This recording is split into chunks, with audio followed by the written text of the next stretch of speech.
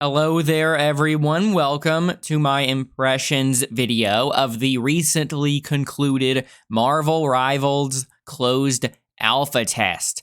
To preface a little bit of story time, I signed up for this closed alpha test pretty much immediately. It was on the same day that the signups even opened, which I'm pretty sure was the same day that the game was even announced with its announcement trailer, okay? So I assumed I was definitely one of the first 30,000 people who signed up, or whatever the number was. They had a specified amount of people that would be let in initially as the first batch.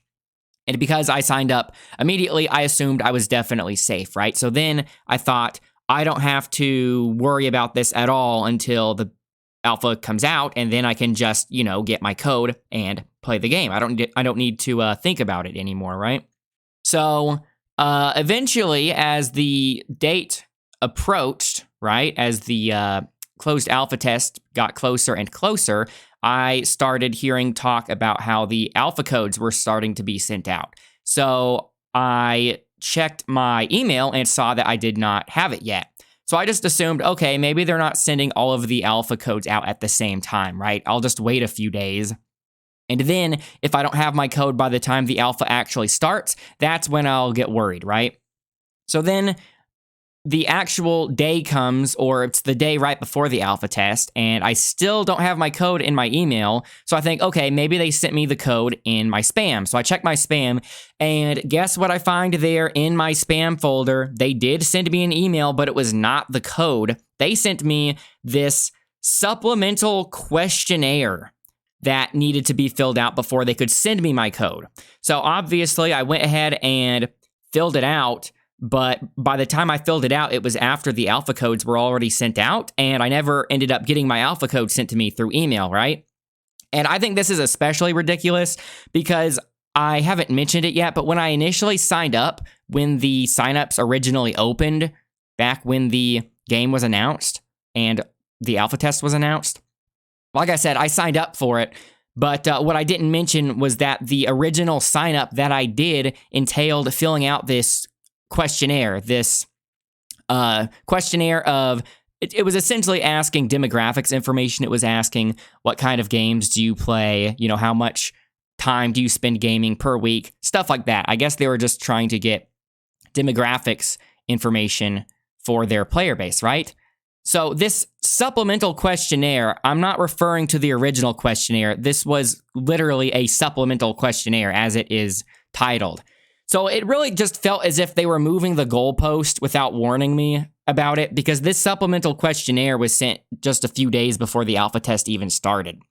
So naturally, I was kind of distraught about this whole thing, and I refuse to spend money on a code, and I also refuse to beg for a code, even though there were so many people begging for codes in the Discord and also on everybody's streams, right? So the only option left to me was to get a code via giveaway, right? And so throughout the majority of the 10-day long alpha test, I spent as much free time as I could entering all of these giveaways, including the Discord giveaways and also just individual streamers' channels giveaways, right? And this felt so unfamiliar to me because, like I said, I signed up immediately. I'm always the kind of person that would sign up immediately for something. And so I was having to enter all of these giveaways, and I was doing it along with all of these people who didn't even learn about the game until they started seeing these big streamers play the game. And it felt as if I was somehow shoved into this whole category of second-class citizens, and I was yelling through the fence, wait, I'm one of you, right? It felt as if I had entered Valhalla and then I was exiled from it. But I eventually got a code. I finally won a code via giveaway on the third to the last day. It was actually the night of the third to the last day. So really, I only had 2 days to play the game. So I finally was let back into Valhalla or Elysium. It felt as if I had reacquired the mandate of heaven. So I tried to play it as much as possible for the final 2 days. And I'm saying all this to give you guys a frame of reference so you know the scope of my perspective. So even though I had only 2 days, like I said, I spent as much time as possible playing the game. And on the first day, I somehow clocked in over 20 hours. And I think that is the most time I have ever spent in a game in the span of 24 hours ever. I have definitely done long live streams before. Usually if it's a game I've been looking forward to quite a bit and I'm really enjoying it, I can easily stream and play the game for over 10 hours. I think my record before Marvel Rivals was something like a 14-hour stream, maybe a 15-hour stream. Usually 10 to 15 hours is the high end for me. That's usually me spending my whole day playing a game, right? But like I said, with this game, I somehow clocked in over 20 hours on the first day, and that's a new record for me. So already you should be able to tell I really like this game, right? It's a lot of fun. And on the second day, I played as much as possible until the whole thing closed. So I ended up clocking in an extra 10 plus hours on the third day. So I ended up spending a little over 30 hours in the game. So my perspective is going to be having spent 30 plus hours in the game. Obviously, there are going to be some people who spent way more than 30 hours in the alpha test, but those are probably mostly going to be people who got into the alpha test way sooner. So now that you know the scope of my perspective in reviewing this alpha test, I can actually start talking about said alpha test, right? So speaking about the presentation first, not because presentation is the most important thing. In fact, it is not the most important thing, but I want to speak about it first just because presentation is the first thing you would be noticing, right? The presentation in this game is spot on. I F with this art style big time, and it's so nice to see these Marvel characters well realized, right? Especially after games like Marvel vs. Capcom Infinite and that Crystal Dynamics Avengers game, and especially after the MCU did a lot of these characters dirty, in my opinion, right? Especially with characters like the Hulk, for example. And I'm not even a huge hardcore Marvel fan. I would consider myself a pretty casual Marvel fan. I don't even read Western comics. I'm too much of a weeb for Western comics. I only like my comics in black and white. Color, ew, colored pages, get that out of my comic books. I only like my Japanese black and white comics, right? So my point is that if I am enjoying the representation of these characters this much and all of the fan service and all of the voice lines and all of that this much, I can only imagine that for a hardcore Marvel fan who has been reading the comics for years, they must be even more happy about this than me, right? Also, included in the presentation, or at least what I would include in the presentation, is the music. The music is spot on as well. I really like the direction. The title screen music reminds me of My Hero Academia, which I'm sure is no coincidence. And there's a specific track that plays in a match. One track that plays in the matches that reminds me of a certain track from Dragon's Dogma. Every time I heard that song, I kept expecting it to follow up with the notes from the Dragon's Dogma song, but obviously it didn't. But my point is that Dragon's Dogma is a game whose soundtrack I really like, and even though I'm not a huge My Hero Academia fan, I do really like the music from My Hero Academia as well. So the fact that the soundtrack in this reminds me of My Hero Academia and Dragon's Dogma, it means that I obviously like that direction quite a bit because I like the music from both of those things quite a bit as well. But I'm sure all of you guys probably already have an opinion, or you can at least make an opinion on the presentation stuff, because even if you did not get a chance to play the game yourself, you can just watch footage and see what the game looks like and hear what it sounds like, right? So more importantly, let me talk about the gameplay stuff, right?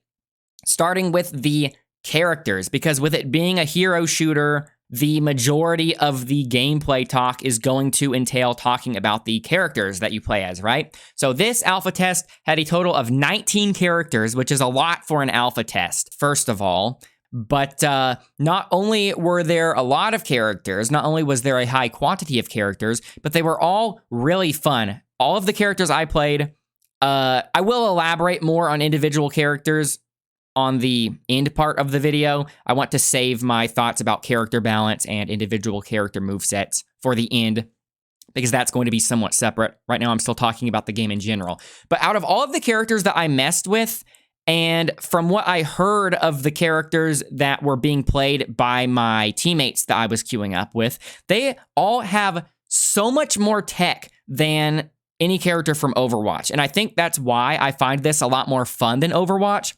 If Overwatch is equal parts first-person shooter and MOBA, then this game is definitely more on the MOBA side of things. And I like MOBAs, right? I like League of Legends. So I think that is why I like this game automatically more than Overwatch. And I hate to admit it, because I love Gundam, but I think the characters in this game are also more fun than the characters in Gundam Evolution for the same reasons. The characters just have way more tech, and by that I mean the characters in Overwatch, while they are fun, it feels as if each character in Overwatch plays exactly as they were intended to, whereas in this game, in Marvel Rivals, each character has a lot of stuff that you can do that isn't explicitly mentioned in their ability list. And you can do things in many different ways. And like I said, I will elaborate on that more when I start talking about individual characters. But for right now, my point is that the characters in this game, it feels as if they have so much more stuff that they can do, and there's so much more skill expression, because this game isn't just a first-person shooter MOBA, right? It's a bunch of superheroes, and some characters, like the Punisher, are going to feel like a typical third-person shooter character whose skill cap is going to mostly involve third-person shooting skills, right? But a character like the Punisher is not representative of the majority of the roster here, right? Having a typical third-person shooter character like the Punisher is going to be an anomaly on this roster, not the norm. Obviously, in the Punisher's case, he's supposed to be sort of the gateway drug for people who may not have very much experience with MOBAs, but experience playing shooters, right? So that's supposed to be a good character for those types of people to start with, similar to Soldier 76 in Overwatch, right? But even then, a majority of the characters in Overwatch are more similar to Soldier 76 than they are different. Whereas in this game, each character feels completely unique from each other, because instead of it just being a bunch of shooting game characters that were developed originally for this game, you're getting a bunch of comic book characters, right? Save for Luna Snow, who I think is a completely wasted slot, but I can complain about that later. That's definitely a nitpick of mine. But my point is that because you're getting these characters with wildly different movesets that were never explicitly designed for a video game, it feels as if the developers had to get a lot more creative with representing their movesets in a game, right? Because some characters can straight up fly, for example, right? And I'll use that as a segue into my next point about the gameplay, which is the maps, the environments, right? Where you are playing these characters. And I think these maps are way more fun than the maps from Overwatch and Gundam Evolution. If you're wondering why I keep bringing up Gundam Evolution, it's because I played a bunch of Gundam Evolution, and I don't know if I played more Gundam Evolution than Overwatch, but I definitely played a bunch of Gundam Evolution in more recent memory, because it's been a long time since I've played Overwatch, but Gundam Evolution still is a very fresh wound for me. For anyone that doesn't know about Gundam Evolution, it got shut down recently, so I played a bunch of that game in its twilight years, so to speak, even though it was only up for a year. So I guess its twilight year singular was its entire year of existing. But like I said, still a fresh wound.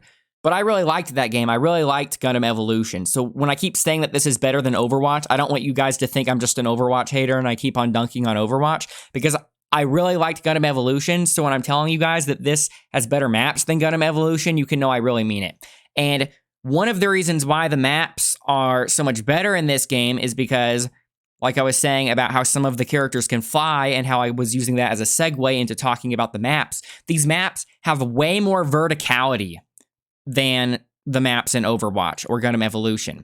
And this verticality can be utilized way more by certain characters, right? Like I said, some characters can fly, So these flying characters can utilize the verticality of these environments in completely different ways than characters who can't fly, right? And it's not just flight. Like I said, there's a lot of variety with the characters on this roster. So some characters have flight, some characters can run on walls, right? Like Rocket or Spiderman. And so the way in which they can take advantage of the verticality of the environments is similar, but not identical to the way in which the flying characters can do it. So it just makes the entire map feel so much more like a real environment, like a real place. And it requires you to have so much more spatial awareness when you are going through these maps, because you have to look up in this game. And I think a lot of people weren't used to that, because so many times you saw the flying characters getting by with so much stuff when they should have just been getting shot out of the air. But it's because I think a lot of these people are used to games like Overwatch, and they're not used to having to look up that often, right? I think in Overwatch, it's just Pharah, right? I'm not familiar with all of the recent characters, but the last time I played Overwatch, Pharah was the only character who could fly like that. But with multiple characters in the roster already having flight, you can definitely tell that these maps were designed with that in mind. Also, something else that makes me like the maps in this game more than the maps in Overwatch, but not necessarily more than the maps in Gundam Evolution, because this thing I'm talking about is actually present in Gundam Evolution as well, and that is the health spawns. I really like that there are health spawns in this game, and I like them for the same reasons that I liked them being in Gundam Evolution. It gives the game some element of arena shooters like Quake or Doom, right? Because having these health spawns that respawn based on a certain amount of time passing, it really makes owning and controlling a certain part of the map important, because if you can control a certain part of the map, it means you also have access to those resources. So you're not just fighting opponents on the map in order to push an objective or capture an objective or something like that. You are also fighting for essentially ownership of these resources. And I think that makes it a lot more fun. Again, that was something in Gundam Evolution. That was one of the things in Gundam Evolution that made me like Gundam Evo more than Overwatch. And I like it here for the same reasons. But something about the maps in this game that makes them unique from both those found in Overwatch and Gundam Evolution is that you have destructible environments. And I expect that this might be a somewhat controversial element of the maps, but I personally really like destructible environments, and I always thought that destructible environments were one of the best things that were invented in games. You saw them a lot in PS2 games, right? That generation of gaming, but then they kind of fell off. Games started just using less and less destructible environments. But it's really cool to have destructible environments because it's just another way in which you can influence this virtual world around yourself, right? But the reason why it's particularly good in this game is that you're playing as a bunch of superheroes and supervillains, right? You want to feel as if you are superpowered. So it would be really lame if you were playing a character like the Hulk and you couldn't punch through walls, right? And I think this, personally, is something that Gundam Evolution really needed. I heard a lot of critiques about Gundam Evolution being that it didn't feel as if you were piloting a giant mech, right? And one thing that they could have done to fix this would be to add more scale references. By this, I mean that the game had pretty sterile environments, and while you were piloting these giant mechs, you didn't see any kind of scale reference to make you have a sense of the scale of the mechs that you were piloting, because you were going through all of these, hangars and whatnot that were proportionately sized to the mechs that you were piloting. So you couldn't see things like a tiny little building or a tiny little car very often to remind you of the fact that, oh yeah, I'm piloting a big robot, right? But I think another thing that they could have done to sell the illusion that you were piloting these big mechs would be to just have destructible environments, right? You wouldn't necessarily need the scale references of a bunch of little tiny buildings or cars and stuff like that if you could just easily blow through walls, because then it would sell the idea that, oh yeah, even though I don't have a scale reference to see how big and strong I am, I can easily see that by the ease of destruction, I must be really powerful, right? So I really, really like the choice of having destructible environments in this game. Although there is one structure on the Tokyo map, the Shin Shibuya map, at the very beginning on the first point. If you are on the defending side, it helps you. So when I was queuing up with teammates, we would all shoot at this one part of the building when we were defending it. So that way this big piece of the structure would fall down, and it would essentially become a natural barrier to the attackers, and it would greatly limit the avenues in which they could approach us, and it created choke points because of that. But sometimes it became maybe a little bit too janky, because based on how it fell, it would sometimes move into different places, and sometimes people could try to force their way under it. And obviously, with this being an alpha test, some things are going to be lacking more polish than others. And I think that the destructible environments, just by their very nature, are going to need more polish than some of the other things in this game. But already, even with it being this early, they made the game a lot more fun. Another thing that makes this game feel reminiscent of that PS2 era of gaming where they were prioritizing fun above all else is that not only does this game have destructible environments, but this game has ragdoll deaths, which were so funny. And every now and then you would get one that would just make you laugh so much, and it never got old, obviously, right? Because ragdoll deaths are going to be completely different each time. And it's so funny to see something like ragdoll deaths in a game that's obviously supposed to be very esporty, right? Just by nature of it being a hero shooter.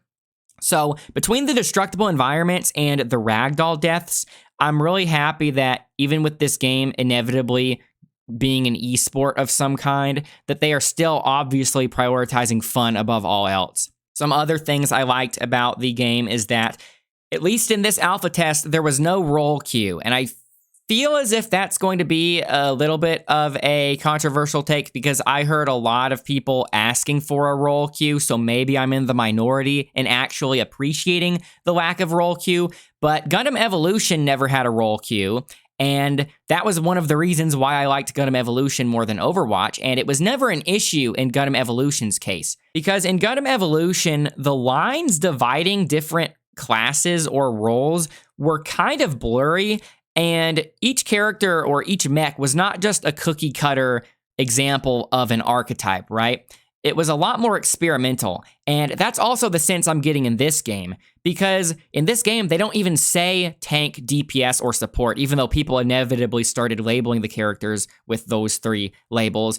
The developers obviously made it a point to not use those terms. I think they say duelist, vanguard, and strategist. And I think the reason why they are using new terms is because they want people to understand that these are not just simple DPS, tank, and support, right? It's a bit more nuanced than that. So personally, I think that they are doing their best to design the game without the need for a roll queue, similar to Gundam Evolution, and I hope it stays that way, but I suspect that if enough people ask for it, they will eventually bend the knee and add a roll queue, which I will be slightly saddened by, but for now, just evaluating the game based on what I played in the alpha test, I like that there was no roll queue, and this is only made possible because of how flexible some of these characters are in terms of the role that they fill. Something else I appreciated about this game is that at the end of a match, each teammate, each player on your team, they each get their own play of the game type of highlight. So in Overwatch, only one person would get a play of the game, and you would be forced to watch that at the end of the match. So it was so annoying whenever you popped off super hard in a match and you thought, oh yeah, that's definitely going to be play of the game, right? I can't wait for my teammates to see that, only to find out that somebody else got play of the game, and then nobody got to see what you did, right? So in this case, everybody gets their own play of the game, and you can watch what each of your teammates did, and I really like that. And I hope they actually extend that a little bit further, because I wish you could also view the highlights of each of your opponents as well, not just your teammates, because I would like to see it from my opponent's perspective as well. So that would be my one suggestion so far. My other suggestion would be to make it a lot more obvious to a new player if they are on attack or defense at the start of a match. Because I eventually figured it out by playing it long enough, but at first I was never sure if I was starting on attack or defense. And obviously you would want to know if you are going to be on attack or defense, because that would influence your choice of character, right? Because some characters are a lot better on defense, like Peni Parker, for example. Like I said, I eventually figured out how to tell if I was on offense or defense based on what it was saying on the screen.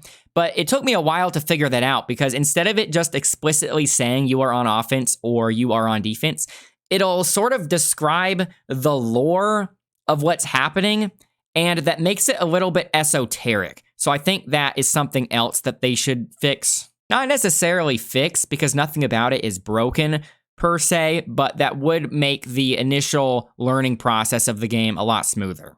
Now I want to talk about some other things that might kind of weird out a new player, especially if they're kind of expecting it to play like Overwatch. I don't necessarily think of these as negatives, but I'm also not exactly sure how to feel about these things. I think I'm going to have to play the game a lot more in order to get a solid opinion on these. But one of these things is that one person alone, just a single player, cannot stall in overtime. It operates more like a tug of war. So, for example, in Overwatch, if you are doing a push the payload type of mission and you are on defense and you are the only player alive that is able to get within the range of the payload that the enemy team is pushing, you are able to stall it into overtime and potentially buy enough time for your teammates to get there, and then potentially you can bring it back, right? You could potentially create a comeback scenario.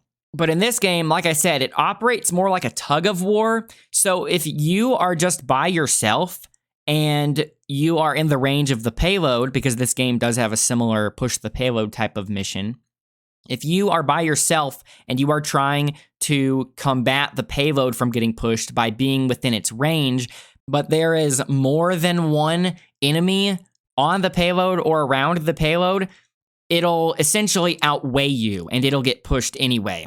And it also behaves that way on the King of the Hill type game modes, in which you are trying to compete for the ownership of this objective area.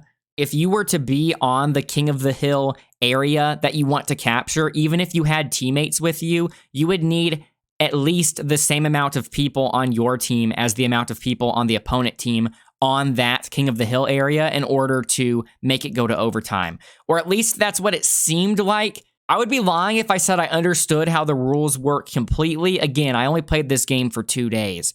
But at the very least, the ability of a single player to stall is much weaker in this game than it is in Overwatch. And again, I'm not necessarily critiquing this because I think maybe the vision was to prevent the matches from getting dragged out really long, right? Because if a single person is less able to stall out the match, then it means it's going to be a bit more snowbally. And if it's more snowbally, you're going to have the matches end much faster, right? And maybe that just lets people queue up faster. If the matches are shorter, people go back into the queues sooner, and then the queues are better, right? So if that's the vision, I can kind of understand it, but I'm curious how other people are going to feel about this, because when you are the last person alive on your team and you try to go up and stall in overtime and you literally can't, no matter what you do, you can't stall it out, it makes you feel a little bit powerless sometimes, and I think that might feel a little too crushing to some people. Another thing that I had to get used to in this game that I imagine other hero shooter players will have to get used to is that ult progress carries over between rounds. So sometimes if the round was close to being done and I still had my ult, I would just use it for fun. But then I had to remember, oh, I just wasted it because I should have kept it because it would have carried over into the next round. So that was kind of embarrassing, accidentally wasting my ult sometimes just because I forgot that it carries over. That's something else I think is going to be maybe a little bit controversial because in any game, I think having anything carry over between rounds is a little bit contrary to what the nature of a round should be, right? Because in any kind of game or sport or anything, if you are entering a new round, you would expect that the whole purpose of a new round is that everybody is starting on a new blank slate, right? It weirded me out in Street Fighter 6 as well, because in Street Fighter 6's case, there are a couple of characters actually that can carry things between rounds. One of them is Kimberly. If she lands this one super attack on you, she'll activate her music player, and that gives her these buffs.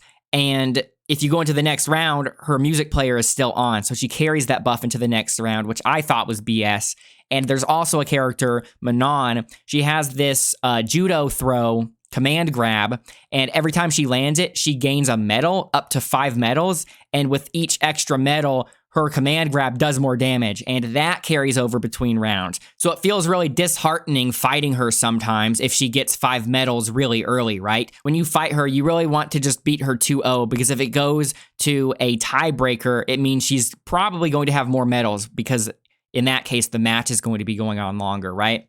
So I think that might be something that rubs people the wrong way, but people will probably eventually get used to it. I just wanted to bring it up to warn people. But I think the most important thing about this game, the thing that this game will live or die by, is the team up mechanic. So for anyone unfamiliar with what this team up mechanic is, the team ups are basically new abilities that a character can get access to if they have a specific other character on the same team with them. For example, if you are playing as Rocket and there's a Groot on your team, you get access to a new ability which lets you zip to Groot by jumping onto his shoulders, and while you are sitting on his shoulders, you take half damage. That's what a team up in this game is. I think that the concept of the team-ups is really fun, and it's something that makes this game unique compared to its contemporaries like Overwatch or Paladins, right? But it's kind of a double-edged sword, because while these team-ups could make the game a lot more fun, they could also end up restricting the meta by making certain character picks unviable if there are not enough team-ups. So for example, already, just in this alpha test, Magneto seemed to be a character that people thought was not worth playing unless you had a Scarlet Witch on your team. Because if Scarlet Witch was on your team, Magneto got access to this projectile sword attack that did a crazy amount of damage. So when people were trying to sort of speculate a tier list, you couldn't just say how good Magneto was, because it would entirely depend on if you had a Scarlet Witch on your team. So people would complain if you picked Magneto with no Scarlet Witch on your team, because they thought Magneto with no Scarlet Witch was bad and not worth playing. But if you have Scarlet Witch on your team, Magneto becomes top tier, right? So for example, like I said, if there are other team-ups that polarizing, it might make certain character picks just unviable if you don't have a team-up that you are proccing by playing them, right? And it could restrict the meta by basically requiring some teams to proc certain team-ups if they want to have a good chance of winning playing at high level, right? That's what I mean when I say this game is going to live or die by the team-ups, right? If you want to avoid this potential restriction of the meta, and if you want to avoid the potential toxicity of having your teammates flame you for not picking a certain character because of you not getting a certain team up with the character that you want to play, then you need to add a ton of team ups. So that way, even if you're in solo queue, there are just so many potential team ups between all of these different characters that you could just do a solo queue. Everybody picks the character they want to play, and you are getting multiple team ups without any kind of special coordination beforehand, right? Just because of the sheer quantity of team ups. So if these team up things are going to be in the game, they need to really commit to it and add a ton of them, right? Because in this alpha test, some characters didn't even have any. For example, Peni Parker did not have any team ups. And I'm sure it's not going to stay like that, right? Because I'm pretty sure they already confirmed that there would be more team-ups, and maybe Peni Parker's team-ups would be with characters that weren't announced yet, right? So maybe that's why she didn't have any. But already I'm saying we were kind of seeing a little bit of this in the alpha test. This eerily reminds me of a prediction I made about Mortal Kombat 1 last year when I played one of the playtests and made an impressions video for that game. So in the impressions video for that game, for Mortal Kombat 1, my main observation and my main concern about the game was that the game was going to live or die by its cameo system. The team-ups in Marvel Rivals is kind of reminding me of the cameo system in Mortal Kombat 1. If you are unfamiliar with the cameo system of Mortal Kombat 1, essentially it entailed picking a character in addition to the character that you wanted to play as. So you would play as a playable character, but you would pick a cameo character as well, who would provide you assists. So the cameo characters were assist-only characters. And in that playtest, it was very apparent that some of the cameos were a lot better than other ones, and some of them were a lot more fun than other ones as well. And I was predicting that if they don't add enough viable cameos, the meta is going to become very stale, and people are pretty much going to end up picking like 2 or 3 cameos out of the whole roster of cameo characters, right? And that's kind of exactly what ended up happening. And not only that, but some characters were only deemed competitively viable if they were being played with a certain cameo. And this feels ominously reminiscent of that, so I really hope this doesn't end up following the same path as the cameo characters from Mortal Kombat 1, and I think it would be easily avoidable so long as they don't run out of creativity and all these different team-ups that they can come up with. But I had to make a big point about this whole team-up thing because I think this is something that people aren't talking about enough, and with how fun this game was, I could totally see some people being so overly infatuated with this game that they just pile on the praise without being able to see any kind of potential issue with anything in the game. So I definitely wanted to bring up the team-ups being a potential concern, right? I bet a lot of these developers are going to be reading feedback from people that just say they love everything about the game, and I wouldn't want these developers to eventually get caught blindsided with having not enough team-ups in the game, and then suddenly people start complaining about the game, right? This needs to be something that they need to foresee, and if I'm giving them the benefit of the doubt, I think they probably already know because they seem really creative, but again, this game is going to live or die by the team-ups. The way it will live by the team-ups is that the developers need to keep being really creative. Every time you add a new character, you need to come up with all these different team-ups for that individual character. And of course, with it being an alpha test, not even a beta test, but being an alpha test, and even though it was definitely the most polished alpha test I have ever played, inevitably there were still some bugs and other issues. Mainly the optimization. That is the one thing I did hear people complain about. The optimization. So I was able to run the game just fine on high settings, but when I streamed the game, I had to turn it down to low. And not only did I have to turn the settings down to low in order to capture somewhat decent looking footage, but this game was such a resource hog, I had to close my web browser to make the game recording or to make the game capture look better, especially on one stage in particular. The Shin Shibuya stage, the Japanese stage, I had to always close my web browser on that stage because if I just had my web browser open, it would make the game capture look laggy, even though on my end, when I'm playing the game, it looks fine, right? So they definitely need to optimize the game a bit better. Another thing about the optimization is Doctor Strange's portal. So Doctor Strange has a portal ability that he can use. If you know anything about how games work and how level of detail bias works, then it's no surprise that of all the abilities in the game, this is the one that gives people the most performance problems. But essentially, Doctor Strange has an ability that lets him open up a portal. Well, he places one end of the portal, and then he goes into this free camera mode to place the other end of the portal. And then pretty much immediately upon placing the other end of the portal, it creates a doorway that links both ends of the portal, right? And so, like I said, if you know how level of detail bias works, it would make sense that this is the thing that's giving a lot of people issues, because in a game like this, in which you don't have loading screens between areas, the game is not going to have every single thing loaded all at once. It has things loaded to an extent. Obviously, things in your immediate vicinity need to be loaded in, but things that are further away, they don't need to have everything fully rendered, right? You don't need the high resolution textures, you don't need foliage, you don't need things like that. So in a game like this, you have level of detail bias, right? So things that are further away have less level of detail, and as you start approaching things, the game starts to preload things in advance, so that way by the time you get to it, you are seeing it in its full level of detail. That's why things like pop-in exist, right? That's why sometimes you'll be walking in a game and then you suddenly see foliage or a bush, they just pop in, or sometimes you see the textures pop in, right? That's because the level of detail bias isn't able to keep up with what you're doing.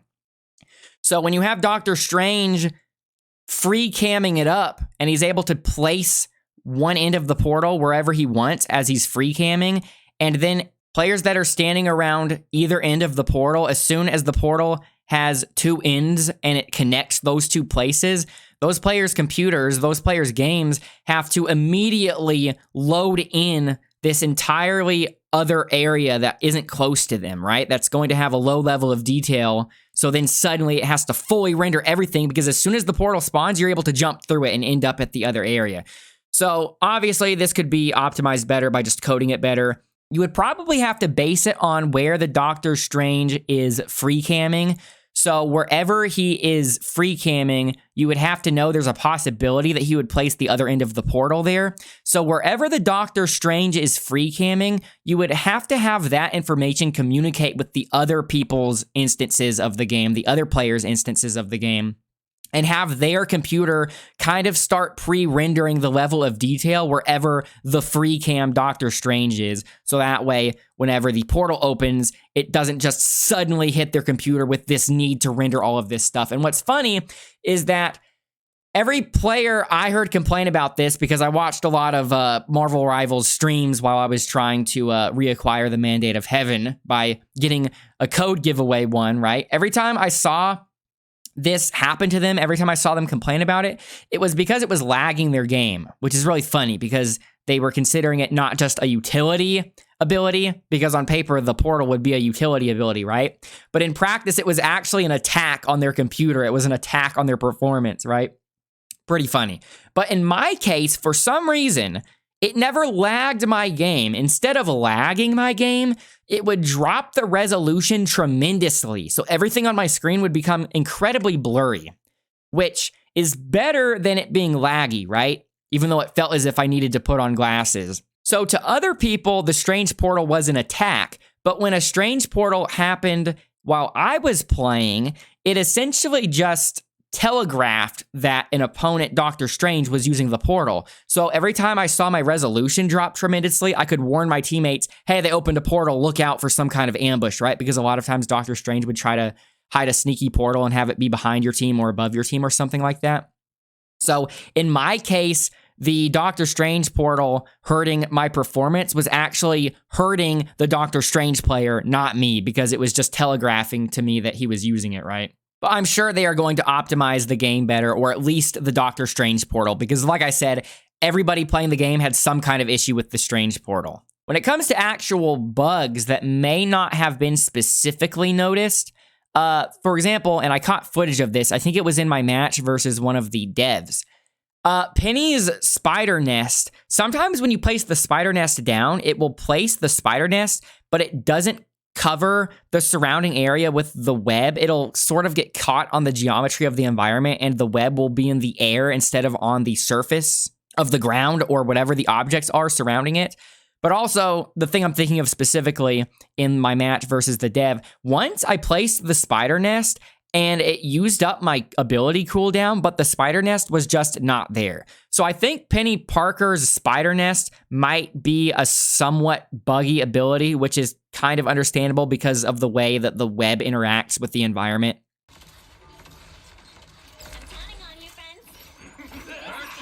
Where did my nest go? Did that bug out? Scarlet got behind me. That nest disappearing, pretty unfortunate. I wonder if that was a bug.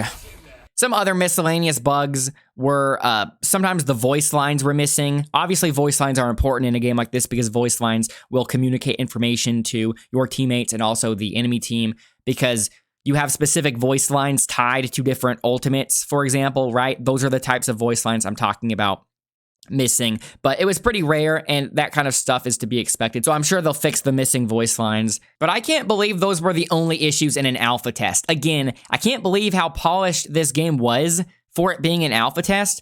With how jaded I've become with all of these buggy releases of games these days, this game could have released in the state that I played during the alpha test, and I would have believed that it was a final version of a game. It's that good already. So I really don't think that this game needs that much more time in the oven before they can release it. And I'm not saying that to rush the development, because I always am on the side of saying devs should take their time to make the best quality product they can, right? But this game is going to be a free-to-play game with constant updates. It's not some single-player game that's going to be released physically, right? So this game having to get patched a bunch won't be as big of an issue as some other games needing day one patches, right? So knowing all of that, I can comfortably say I hope this game comes out soon without worrying about myself somehow single-handedly pressuring the publishers into forcing the devs to release it early. Okay, now with all of that said, I can talk about individual characters and my opinion on character balance, okay? Normally, I don't like commenting on individual character balance that much when it is a beta or an alpha, especially with it being an alpha, right? Because the game is so early, undoubtedly these characters are going to undergo significant balance changes, right? But the reason why I still want to talk about character balance here is because it's not just a case of, oh, this character's too weak, you should increase his damage or increase his HP or something like that, because they can always change numbers. I want to talk about the character balance in terms of the fundamental design of their moveset from a fun standpoint, right? Because this would be the time to talk about that when they are still willing to make significant changes to these characters, okay? For context, I did not play every character, but even so, I can still somewhat confidently give you some level of feedback from the perspective of fighting some of these characters, right? But I would like to start with the characters I actually spent the most time playing. So the 3 characters I actually spent time playing online against people would be Hulk, Peni Parker, and Rocket Raccoon in that order. The character I spent the most time playing was the Incredible Hulk. The reason why I spent the majority of my time playing the Incredible Hulk is because although he's not very good, and although I agree he's not very good, and although pretty much everybody said that he wasn't very good, I actually think he's a little bit better than what most people were thinking. And that is because I saw so many people playing him wrong. And I know it might sound a little bit arrogant to say that people were playing him incorrectly when there isn't even an established meta for this game, right? But I feel pretty confident that I discovered some stuff in how to play Hulk that some people were just not taking advantage of, okay? Again, like I said, this game's characters have a lot more tech than the characters of Overwatch, so that means you have a lot more to explore, but when you have a lot more to explore, that's a lot more you can overlook, right? So for example, with Hulk, Hulk is basically the diva archetype in this game, even though at a glance you might think Peni Parker is kind of like diva just because of her being in a plug suit and controlling a mech. Gameplay-wise, Hulk is actually the diva archetype in the sense that he is, for one, a dive tank, but also he starts as Bruce Banner, and when he is Bruce Banner, his ultimate is to transform into the Hulk. When you are Hulk, Hero Hulk, I should say, Hero Hulk is the regular Hulk form that you can go into from Bruce Banner, okay? When you are Hero Hulk, you get access to a more normal ultimate, which is an install super basically, which lets you turn into Monster Hulk. And when you are in Monster Hulk, you get access to a command grab super, for lack of a better term. You get a super that lets you grab enemies. So if you were to include everything, Banner has an ult, Hero Hulk has an ult, and Monster Hulk has an ult. So he has multiple ults, right? But my point is that, like Diva, if you are in the Hulk form, you can get knocked out of it and put back into Bruce Banner. And in Overwatch, I think people have been conditioned by Overwatch in thinking that playing as Diva is just objectively a bad thing. And when you are playing as Diva, you need to always try to get back into the mech as quickly and as soon as possible. And as soon as you have access to the mech, you should do it, right? So I saw people in this game immediately transforming into the Hulk whenever they could. And when the round starts, and when you spawn in as Bruce Banner, it already gives you access to being able to transform into the Hulk. So I always saw people immediately transform into the Hulk. And I think this was a mistake, okay? Because when you are Bruce Banner, you only have 200 HP, which does make you extremely squishy. It makes you in the squishiest threshold of HP in this game, right? And a lot of things can one-shot you, and you need to be conscientious about that. But even with 200 HP being not very much HP, that's still 200 extra HP. So I think it was actually a waste that people would immediately transform into the Hulk, because even though when you're the Hulk, you can jump really far, so yeah, you can get to objectives faster when you're playing as the Hulk, but when a round starts, you don't really want to jump way ahead of your team immediately and get to an objective way before anyone else on your team, right? So I started to learn that it's actually better to stay as Bruce Banner at round start. You can still kind of go ahead of your team because your grenade that you can throw, because listen, when you're Bruce Banner, you have access to this gamma gun, this little pea shooter gun, and you also get access to a grenade, okay? That's the extent of your moveset when you're Bruce Banner, aside from turning into Hero Hulk. This grenade has a little bit of a knockback, okay? And one of the ways in which you can use this grenade, aside from the obvious use of just throwing it at enemies to displace them, is that you can throw it at your feet to knock yourself up, not too dissimilar from a rocket jump, okay? And this particularly has a good defensive application for when you run out of HP as the Hulk and revert back into Bruce Banner. So you do have iframes when you are reverting from the Hulk back into Bruce Banner, just like how you have iframes going from Bruce Banner into the Hulk. But even though you have iframes reverting back into Bruce Banner, you are going to be in a very vulnerable position once you run out of those iframes, right? And the enemies know that. So whenever the opponents deplete your HP as the Hulk and they see you start to revert back, they start to smell blood in the water and they all gather around like hungry piranhas because they're all expecting to have this juicy morsel delivered on a silver platter to them, right? So what I would always do is whenever that happened, I would immediately throw the grenade at my feet at such an angle that it would knock me away from the danger, right? I would throw it at a spot where it would knock me away from all of the enemies, and if any of the enemies were close enough to me, it would also knock them in the opposite direction. Weirdly enough, I never saw any other Hulk player do this. Whenever I saw a Hulk player revert from Hulk into Bruce Banner, pretty much 99% of the time, they would always just instantly die. And whenever I saw one escape, which was rare, it was always due to some kind of sheer dumb luck. But they should have been attempting this in every single situation, because most of the time this would successfully get me out of danger and would put me back into a position where I could kind of harass the enemy team with the gamma gun to get my Hulk form back. The only times in which this escape attempt didn't work for me were times when I was essentially forced to wake up into some kind of CC. Specifically, I'm thinking about the Scarlet Witch bubble that can stun you up to 3 times if you stay in it, right? So when I'm reverting back into Bruce Banner, even though I have iframes, they could put that on me, and it lasts long enough that it's really easy for them to time. So then when I regain control of my character, I'm immediately getting stunned, right? Or another instance was when a Luna player essentially timed a meaty. I'm realizing that I'm using fighting game terminology. I'm trying to not use fighting game terminology, but basically, a meaty is when you time an attack to hit an opponent as soon as they wake up, right?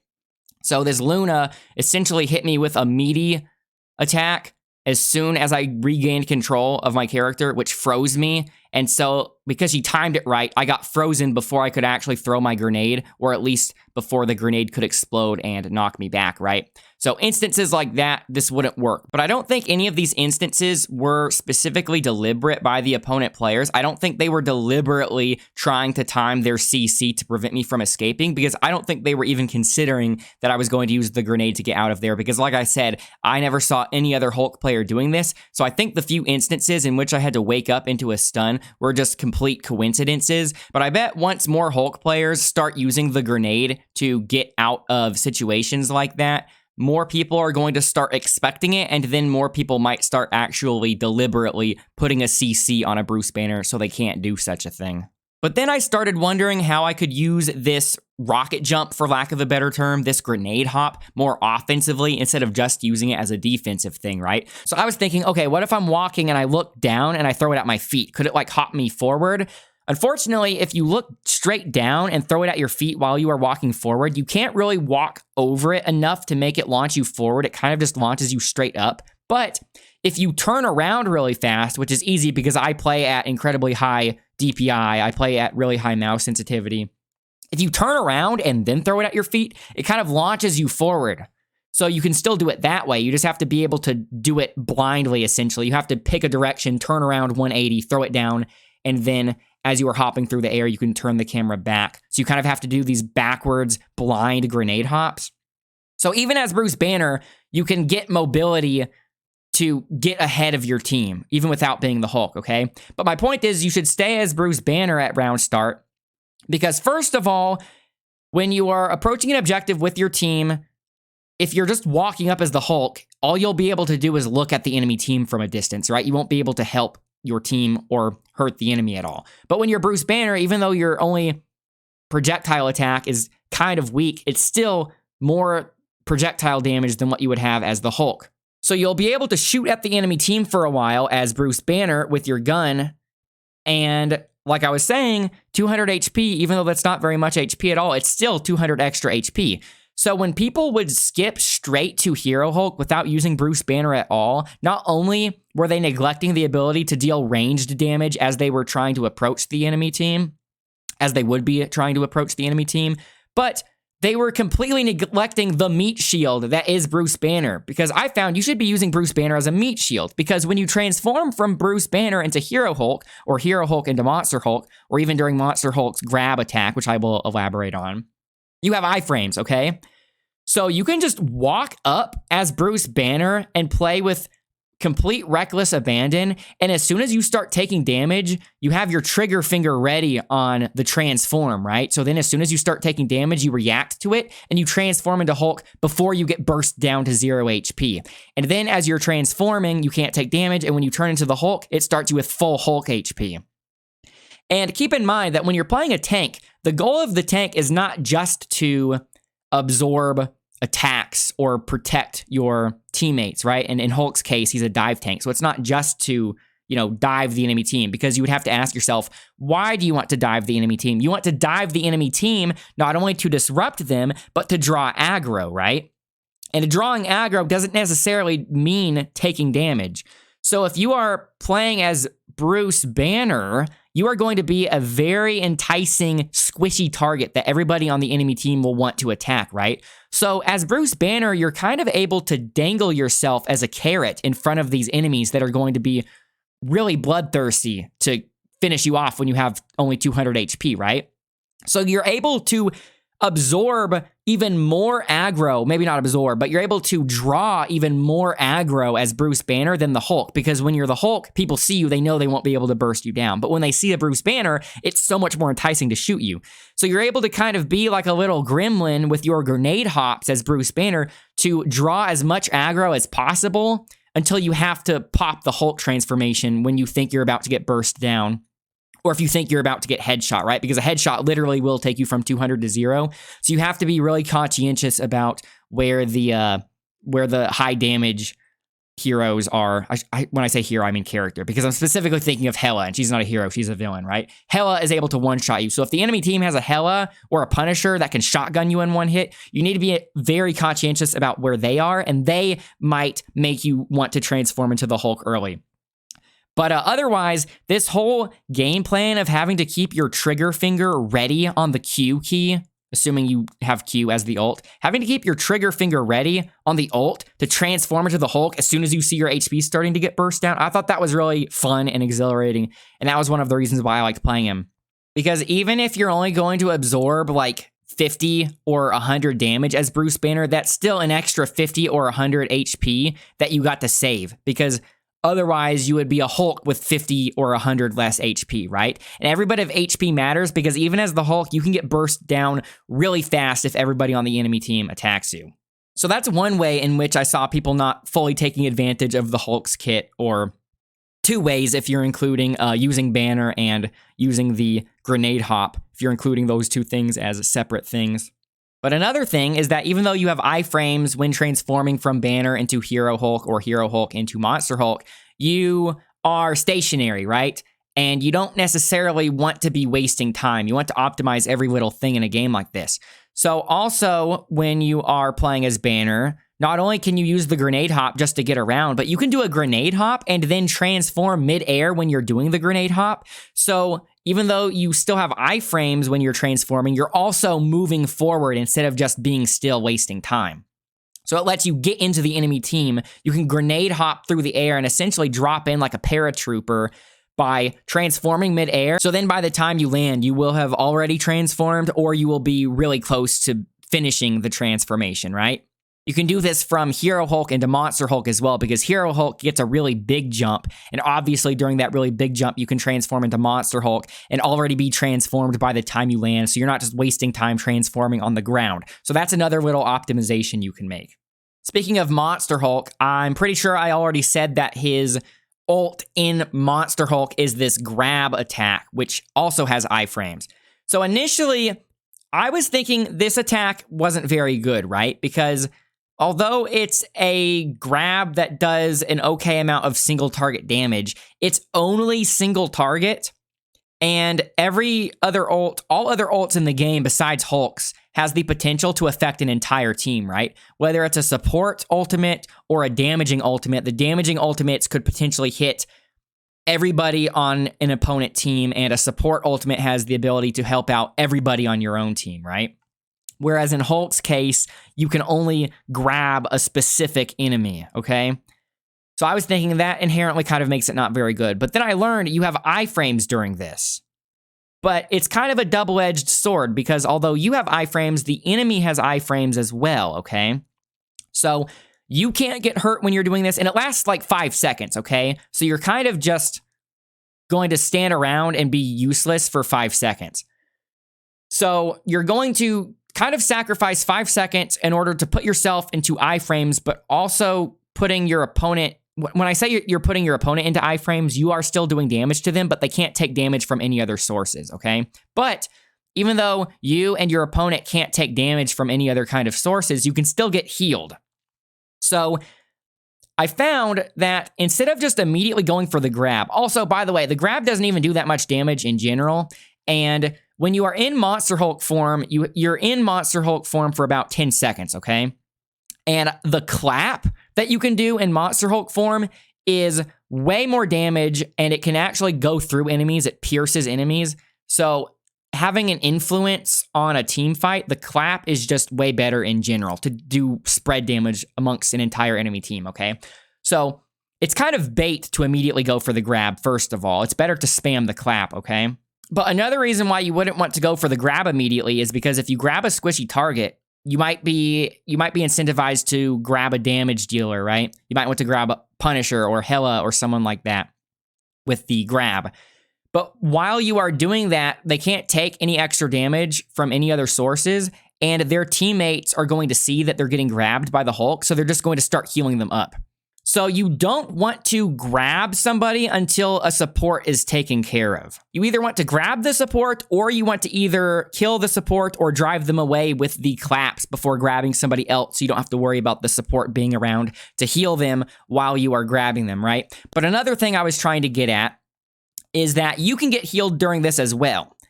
And so you kind of just want to save the grab as a way to stall. Like I said, it lasts about 5 seconds.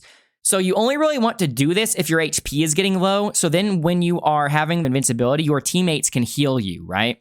Another reason why you wouldn't want to do this immediately is because I said it lasts about 5 seconds, right? And I said Monster Hulk lasts for about 10 seconds. I might not have the time exactly, right? But let's just say for the sake of argument here, Monster Hulk lasts 10 seconds because it's about 10 seconds, and the command grab lasts 5 seconds because it's about 5 seconds, okay? So if you activate Monster Hulk and immediately go for the grab, and that grab is taking up 5 seconds, it will take up 5 seconds of your time spent in Monster Hulk. So then when the grab is done, you'll only have 5 seconds left to spam the clap, which isn't as good as having, 10 seconds to spam the clap. So I found the only real way to effectively use the command grab was to try to spam the claps as much as possible for a while, and then after you've been in Monster Hulk form for about 8 seconds, that's when you look for a grab, because even if you land the grab at the last possible moment of being in Monster Hulk, it will let you do the entire command grab. If your Monster Hulk runs out during the command grab, it won't interrupt the command grab, it'll just have the Monster Hulk run out once the command grab is done.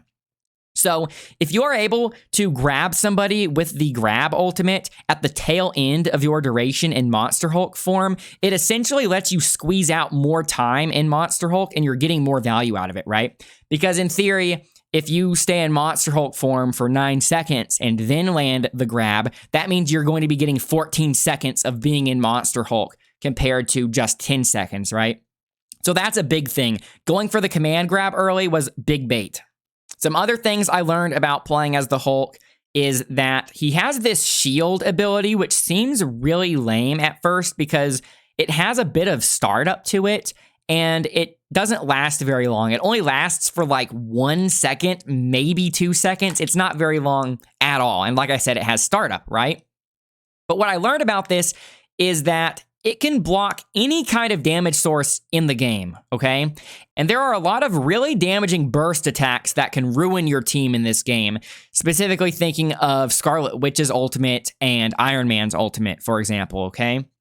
So what I learned is that you don't really use this shield like a normal shield that you would apply before going into a team fight. You wouldn't use it to put on your teammates. I don't know if I mentioned, but when you activate the shield, not only is it on yourself as the Hulk, but it also goes on to teammates that are nearby. They have to be really nearby, though, and I'll get back to that in a second. But this isn't something that you would put on your teammates in order to give them the confidence to do a dive or to do a fight, because it just doesn't last long enough, right? Instead, I learned that this shield is supposed to really be used as a parry, and it has a really long cooldown, okay? What do I mean by using it as a parry? I mean, you are supposed to sit on this ability and only pop it as a way to kind of parry things like a Scarlet Witch ultimate, which is telegraphed because of a voice line, right? And I think it feels kind of not good because of how close your allies need to be to you, because it's incredibly hard to shield the majority of your team and protect them from a Scarlet Witch ultimate. Usually I can only kind of protect like 1 or 2 at most. So my knee-jerk response to this would be that I hope they buff the range of the shield so you can shield allies more easily. But once people learn the game more and they learn how the Hulk shield works, they might get better. When I say they, I mean your teammates. Your teammates might get better at just knowing to run close to the Hulk when Scarlet Witch is about to use her ult.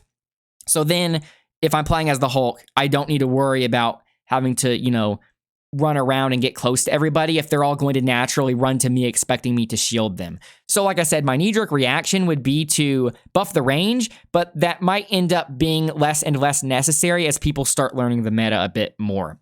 But my point is that even though the shield isn't that great, it did end up being better than I initially thought. It's definitely something you don't just want to flippantly use. Once you start kind of getting a sense of its value, you start to sit on it a lot more. And once you start sitting on it and using it like a parry, you'll start to see some value from it. Another ability of the Hulk that seemed to kind of have a lot of misconceptions around it is this stun. I don't remember the name of it, but he's basically spitting this gamma radiation, okay? And if you hit an enemy with it, it's a projectile, by the way. If you hit an enemy with this projectile, it stuns them. And you might think, okay, the applications of a stun are super obvious. Why would there be misconceptions about this? Because if you land a stun, you would be stunning the high priority targets and then you would kill them, right? You would just use the stun so you could do damage on them while they're stunned, right? But weirdly enough, the stun prevents any kind of damage from being inflicted upon the enemy that is stunned. So you might think, okay, what is the point of stunning an enemy if I can't hurt them during the stun?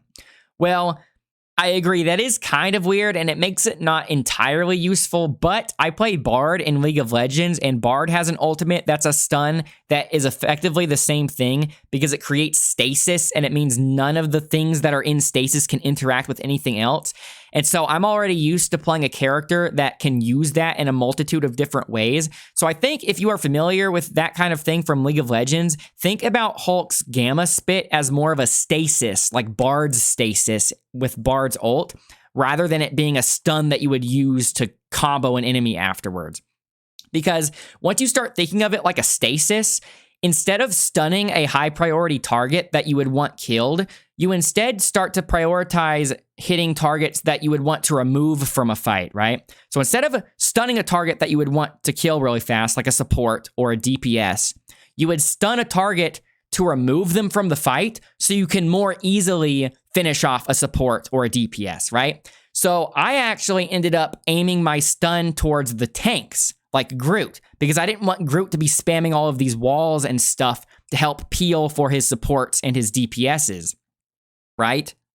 So once I started stunning the tanks, and then I could immediately turn my attention back to the supports or the DPSs, and I could fight them without having to worry about a Groot peeling for them, it made me realize that the stun isn't that bad. It's not that useful, but it's not entirely useless either. Another thing I started learning about the Hulk that I didn't really start to incorporate until the last few hours of the alpha test is that you should be, in a lot of cases, preemptively holding the jump. So by default, the jump is spacebar, okay? And when you start holding the spacebar, it takes about a second before you can release it for a jump.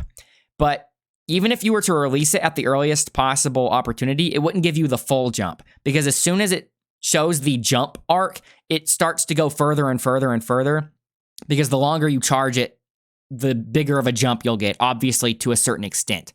It'll eventually cap. Usually, I think it took maybe about 3 seconds in order to charge the full extent of the jump, okay? So a lot of times it's better to just hold down spacebar anytime you do a dive, okay? Whenever you do a dive, you should immediately start charging up another jump. So then as soon as you want to disengage and get out of there, you can just aim to a direction and let go of spacebar and you jump out instead of having to wait an extra 3 seconds to get that jump charged up, right? Because you still have access to all of your other abilities that you can do while holding down spacebar. The reason why, though, this wasn't something I could just immediately incorporate into my game plan is that, as I said, holding down the spacebar all the way gives you a big jump, but if you hold it down just a little bit, you're able to get a not so big jump, which is sometimes what you would want. So I had to kind of learn when it was worth preemptively charging it to kind of be locked into the big jump. And I also had to discriminate that between instances in which I wouldn't want to be preemptively holding the jump in cases in which I would want to do kind of like a little jump, because sometimes you don't want to jump super far away because then it takes longer to get back into the fray, right? But I think in general, as a rule of thumb that I ended up accepting by the end of the alpha test is that anytime you do some big dive, some big crazy dive in which you're jumping into the middle of an enemy team, that is when you should be immediately starting to preemptively hold a jump, because in that kind of situation, you are going to start losing HP really fast, and you would want to be able to jump out as fast as possible as soon as you decide you want to disengage, right? But in other cases, like if everybody's kind of fighting around an objective, you don't necessarily want to always be preemptively holding it, because if you are and you do the maximum jump distance to get out, like I said, it'll take longer to get back in. So learning when you want to be preemptively holding the jump versus not preemptively holding the jump, I think is going to be part of the learning curve of playing Hulk. I think a lot of people were probably expecting Hulk to be this simple punch guy type of character, which is why maybe they weren't trying to experiment or explore a lot of this tech that I've been talking about. But I think it's really cool that the devs somehow made a character like the Hulk actually interesting with some tech instead of him just being a simple punch guy, right? But like I said, even though I do think he's better than what a lot of people were giving him credit for, he's definitely still one of the weaker, if not the weakest character in the test. So I do have some suggestions to make him better aside from just giving him more damage or giving him more HP, right? Although I do wish he could do more damage, because I think it is ridiculous that the Hulk has to punch somebody like Mantis like 16 times in order to kill her, because the healing in this game is so strong.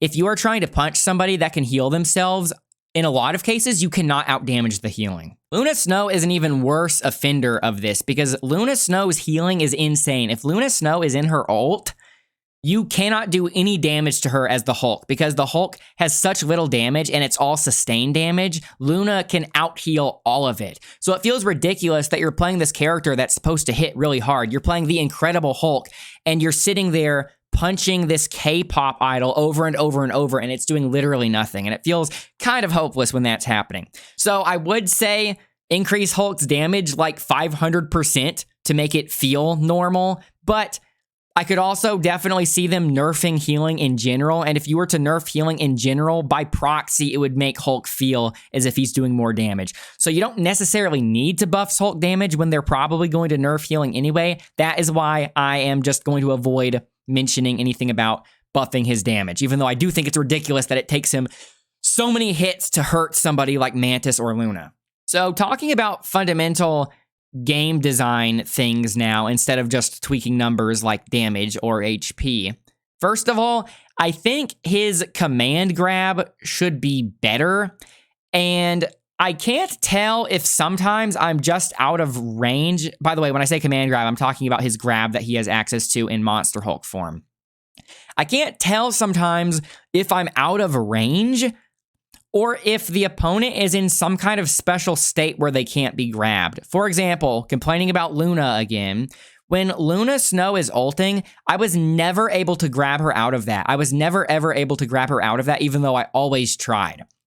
Because I thought, okay, grabbing her while she's doing this big AoE heal, that would be a lot of value for my team, right? Because if I'm command grabbing her, and if I'm doing the command grab animation for 5 seconds straight, that is stopping, it's suppressing the heal from helping her team for like 5 seconds, right? But I was never able to grab her during ult.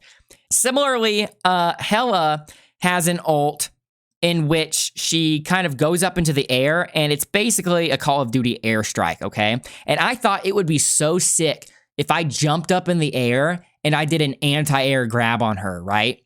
And every single time I tried it, it never worked. And it kept gaslighting me into thinking, oh, I'm just mistiming the press. Maybe I'm out of range. You know, maybe I'm just messing it up somehow. Maybe I'm just not good with it. But then one of my teammates, somebody I was playing with who was playing Loki, he was surprised to learn that he could not ult Hela when she was in her ult, because Loki's ult, from what I can understand, just based on what I heard of this guy playing Loki, because I never messed with Loki myself, I think Loki's ult is that you have to see somebody and you kind of aim at them and you ult them, and that's how you transform into them. You need to be able to see them, right? And he tried transforming into Hela when she was ulting, and he was surprised to learn that it wasn't working for him. And when I heard that, it made me think, oh, if Loki is not able to use his ult on Hela when she's ulting, maybe I'm not able to ult her either, which is weird, right? Because she can still take damage, but maybe it's some kind of special state where she can still take damage, but she can't have anything else happen to her, like the Loki ult, for example, right? Maybe she's just in some kind of unCCable state. So then I started thinking, maybe Luna's like that as well, right? Because technically she can receive damage, even though it doesn't matter because she's practically invincible with that healing. But even though she technically can receive damage when she's ulting, maybe she can't be crowd controlled or grabbed or anything, which is weird, because on other characters' ults, like Peni Parker, for example, I am able to CC Peni Parker because I was able to hit Peni Parker with the Gamma Spit, the stun. So my suggestion about the grab is that I think you should be able to grab characters out of their ult. If Luna Snow does her ult, she should be somewhat conscientious, or she should be required to be somewhat conscientious about her positioning. I don't think she should be allowed to pop ult and then just do a K-pop dance right in front of the Hulk without ever having to worry about getting grabbed by the Hulk if he has access to the grab in Monster Hulk form, right? I think they should still have to be somewhat conscientious about their positioning. And to do that, I think that the Hulk command grab should be able to work on anybody, no matter what they're doing. But again, that's not necessarily a buff to the Hulk. It could just be a nerf to these other characters like Hela and Luna if they are, in fact, in some kind of special state. Because considering Loki wasn't able to ult Hela while she was ulting, it's probably some kind of special state, but it would indirectly buff the Hulk that way. Some suggestions that I do have that would actually directly change the Hulk instead of just changing other characters that would, by proxy, buff him, is that let him naturally heal, okay? Because the Hulk, what are his superpowers? The Hulk has super strength and super healing, right? And he barely even has one of those in this game, right? Because he doesn't heal at all in this game. He only has the super strength. And I think that's a stretch because, like I said, it takes like 16 punches to kill somebody like Mantis. So you should at least try to represent both of his superpowers. Like I said, one of them is healing. And another reason why it would be good to give him some kind of natural heal over time is that with him being a dive tank and with his shield being so short, with the shield only really being useful to save against big burst attacks like Scarlet Witch ult, when you dive in, you start losing HP so fast. Yeah, he has a big HP pool, but it gets absolutely melted because things do so much damage in this game, okay? So he is so dependent on having a healer babysit him in this game, which is why he seemed a lot worse when I was doing solo queue, because when I was playing with my teammate who was playing Loki, I was able to have the Loki player constantly heal me and babysit me, and that kind of made Hulk a little bit more viable. So it's kind of lame playing somebody like the Hulk who's supposed to have super healing when he needs a babysitter at all times, right? So I'm not saying he shouldn't ever need a healer, but I think he should have some kind of natural healing to compensate this a little bit so he's not so dependent on having a healing babysitter, right? Give him some kind of just healing over time. It doesn't need to be an ability or anything, but make it where if he dives, he can jump out with his big jump that he would be preemptively charging, right? And then when you jump out, he can jump out somewhere and kind of sit behind a wall and heal for a few seconds, even if he doesn't have a healer right by him, right?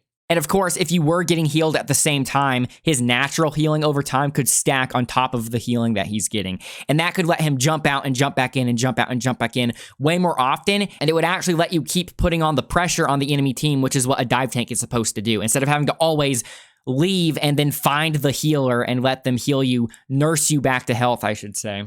A couple other things is that with him being a disruption tank, he doesn't really have many ways to actually disrupt an enemy team, because his only way to actually affect multiple enemies at once is doing the clap in Monster Hulk form. Because like I said, the clap has a piercing effect, which can go through multiple enemies, but the majority of the time you are not going to have access to that. So when you jump into an enemy team, when you do a dive as a Hero Hulk, all you can really do is punch, right? Punch, clap, do the spit, but my point is that all of those things are single target only. So when you jump into an enemy team, the only way in which you're really disrupting them is that people are going to all point at you and shoot at you, and you're not really disrupting them, you're just drawing aggro for a few seconds before you jump out, right? So I think in order to give him some better ways to actually disrupt the enemy team, I think that he should have some kind of damaging AoE or some kind of like knock-up effect when he lands after a fully charged jump. So if you do a fully charged jump and land in the middle of an enemy team, I think he should have sort of a shockwave effect. Also, this will help sell the idea that he's some big, heavy, strong character, right? Because as it is right now, when you land, you don't really feel that. So when you land after a fully charged jump, you should have some kind of shockwave effect that should either damage enemies or it should kind of knock them up, right? And that will help with the disruption. And again, like I said, it doesn't even need to be damage, or it doesn't need to be a lot of damage or even any damage at all. It could just be a knock-up. So then you don't have to worry about Hulk doing too much damage. You don't have to worry about his strength being too lore accurate. Just him having a knock-up would help him do his job, which is a disruption tank. It's a dive tank, right? Also, I think that he should have a similar kind of AoE bubble effect. Not necessarily a knock-up in this case. I think in this case, there's a better justification for it to be a damage effect. But when he transforms into Hulk and when he transforms into Monster Hulk, I think that when he transforms, he should emit this wave of gamma radiation around him, because the transformation animation is actually really impressive and it looks really cool. Again, I really love the presentation in this game. And I really like the depiction of Hulk in this game after the MCU kind of really did him dirty, right? So when you do this transformation, which looks really cool, it should have some kind of effect to reflect how cool it is, right? To match with how cool it looks. So I think that when you are transforming and when you have the iframes, it should scare the opponents to kind of get away from you. Because as it is right now, when you're transforming, yeah, you're still kind of drawing aggro because people are just pointing their guns at you and waiting for you to transform and be hurtable.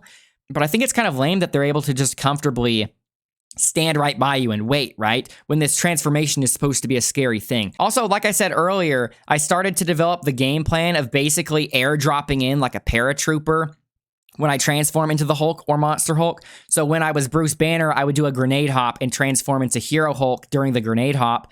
Or if I was Hero Hulk and I was ready to transform into Monster Hulk, I would do a big jump, and then during the jump arc, I would transform into Monster Hulk, right? So imagine if you could do that strat and you could drop in like a paratrooper like that, but also have this AoE effect, this AoE damage that emits from you as you are done transforming. So not only could you drop in like a paratrooper, it would make you feel as if you're dropping in like a bomb, which would be way more fun. Again, I'm talking about this from a fun standpoint, not necessarily a balance standpoint, because I know, especially with this being an alpha, the character balance is going to change tremendously, and you could always just tweak things like damage and HP, but I'm talking about from a fundamental fun standpoint, it feels like the Hulk is lacking some of the stuff that you would expect to see him do. So TLDR, give Hulk some kind of natural healing so he's not so dependent on having a babysitter of a healer. and also give him some kind of damaging AoE or CC effect when landing after a fully charged jump, and also give him some kind of AoE damaging effect when he transforms from Banner into Hero Hulk and from Hero Hulk into Monster Hulk. That's my TLDR with my Hulk suggestions. Also, let him grab anybody if they're close enough, regardless of what they're doing. Okay, I did say that Hulk was the character I played the most, and the reason I played him the most was because I kind of wanted to show people how he could be played. I wanted to show people what was possible. So naturally, he was the character I had the most thoughts about, the character that I wanted to talk the most about. So Penny and Rocket are the other two characters I played a decent amount. I probably played Penny the second most, so I'm going to talk about her next. Penny, the reason why I liked playing her is because, like the Hulk, I saw a lot of people kind of underrating her. The thing about Penny is that she's not bad at all. She's just incredibly niche. She's definitely a niche pick, and she's also very easily counter-pickable. The reason why she's a niche pick is because her kit is obviously made for defense. So she's only really good on defense, and much more so on certain maps, especially the Shin Shibuya map. Fittingly, and she's so good on the Shin Shibuya map that I think that's the one place in which she's okay at offense as well. But aside from the Shin Shibuya map, you don't really want to ever play her on offense. And that's what makes her niche. What makes her counter-pickable is that her whole kit revolves around these mines that she can place on the ground. And so if you are pulling a lot of weight and the enemy team wants to counterpick you, all they would have to do is start playing these flying characters, because flying characters don't have to worry about walking onto mines at all, right? So I think that's why Peni Parker was kind of slept on, despite being really good in certain situations. And even though her whole kit kind of revolves around the mines, I actually think the one thing that keeps her from being bad is her net ability. By default, it is her right-click ability, the net that shoots out, because if it lands on an enemy, it not only CCs them for about 1 second, maybe 1.5 seconds, which isn't very long, but if she lands it on a flying enemy, it grounds them, which is obviously really useful. And a lot of times when I did this, I would see my teammates not follow up very well, because this should give your teammates plenty of time to shoot at the opponent that is CC'd for about 1.5 seconds. But obviously in solo queue, if you're not on full voice communication, people aren't really going to react to it in time. But even with it being that short, it gives you enough time to headshot the person that you've netted. And another reason why I think the net is very good is that the cooldown is not very long at all. I think that's the one thing that's keeping her from being bad. But even though I don't think Penny is bad per se, I do still have some suggestions. So first of all, she has this tether ability that lets her tether herself to any of her webs that she has put down, and it will pull her to that web, and then she can walk around again. And if she walks too far away from it, it kind of slingshots her back, and she can detach it if she doesn't want that to happen. But my main issue with this ability is that it just does not pull you fast enough to really be useful. I used it maybe a couple of times to some success, but it is kind of meme-worthy how slowly it pulls you, especially considering it's not like a Spiderman web swing in which you can just aim and shoot and have it pull you immediately, because Penny, she has to apply the web to a surface first, so it's inherently a two-step thing. She can't just point somewhere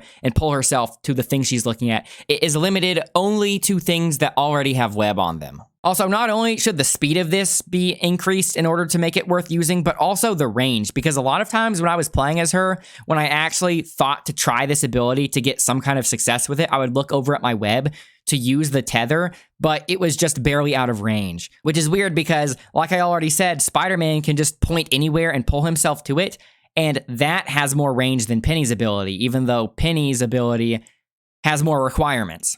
Another thing about Penny that feels kind of useless is that she has a wall run.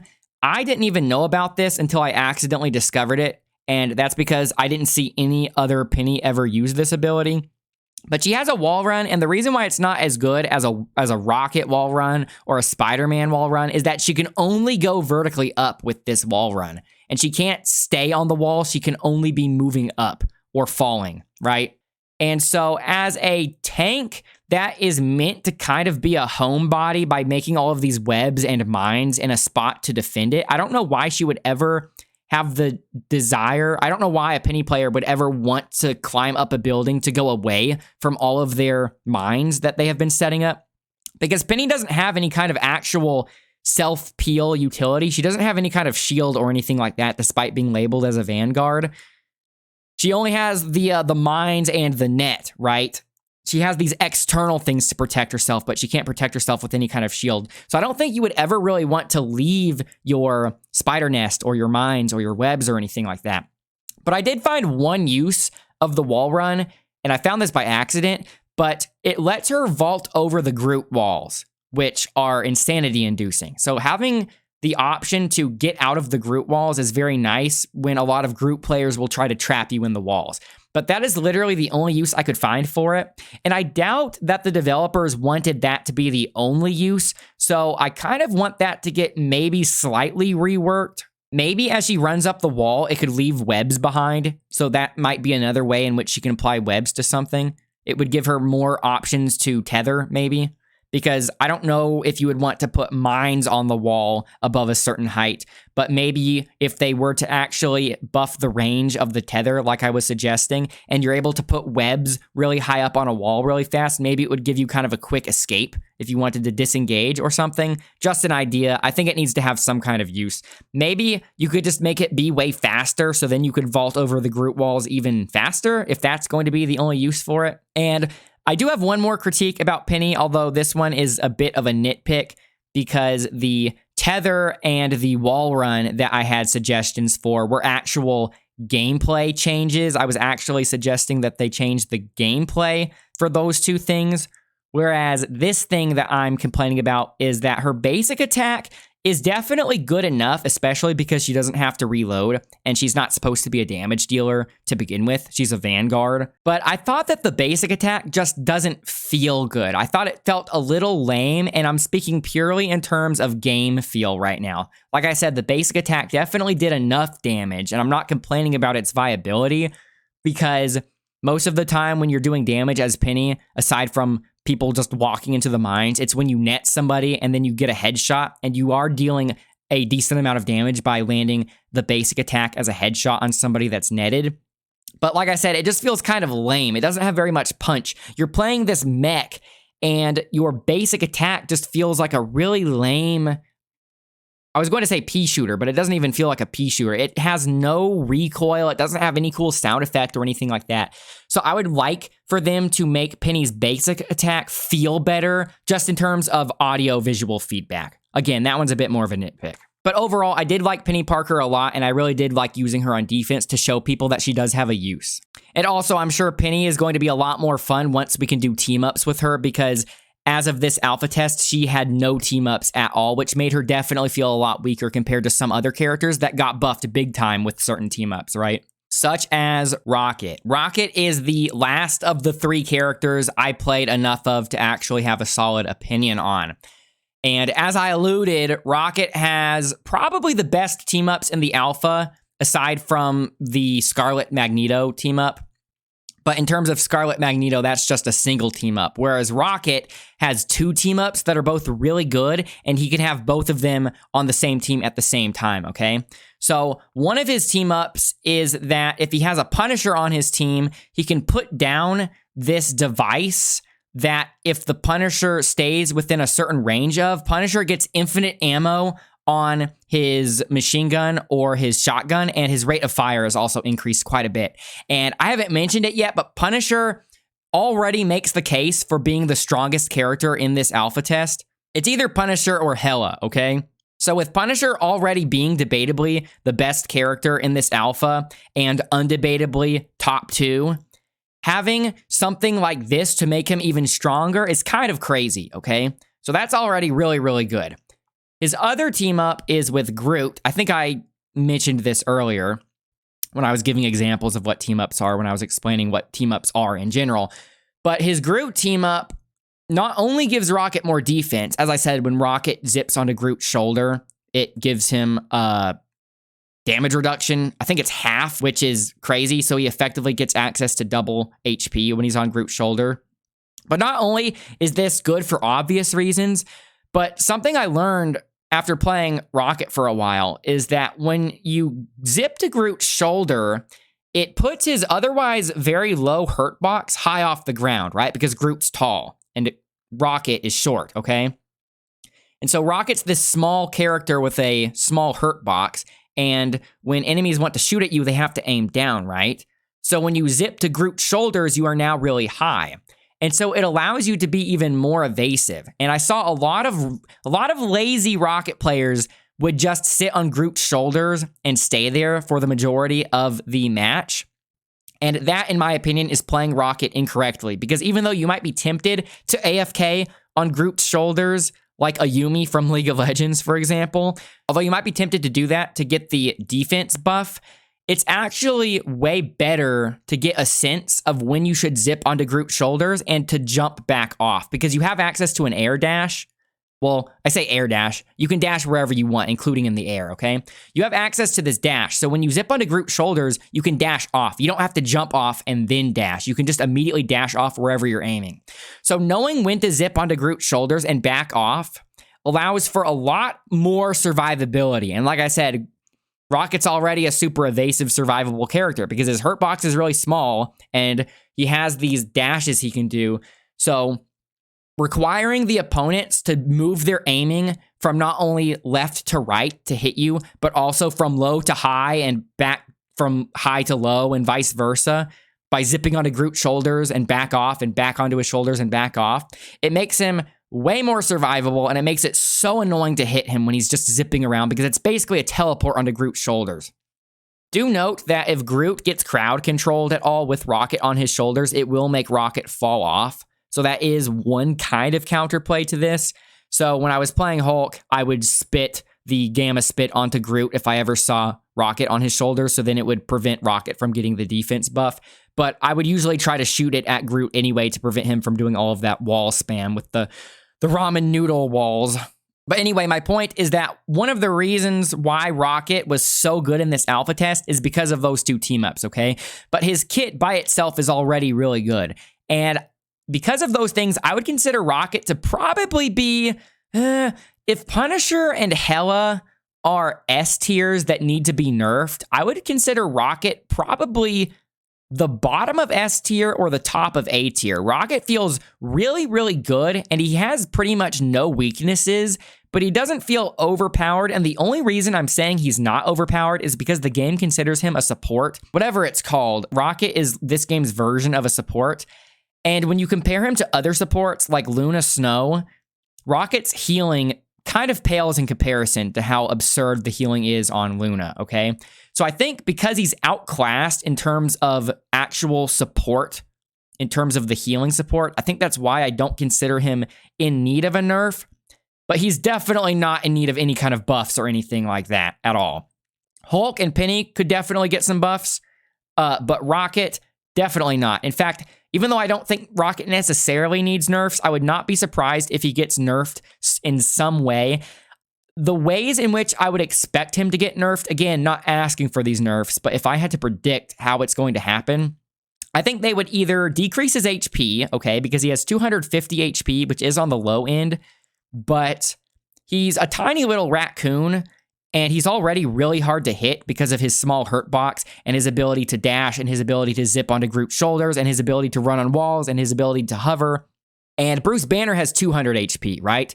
And I got used to having 200 HP as Bruce Banner.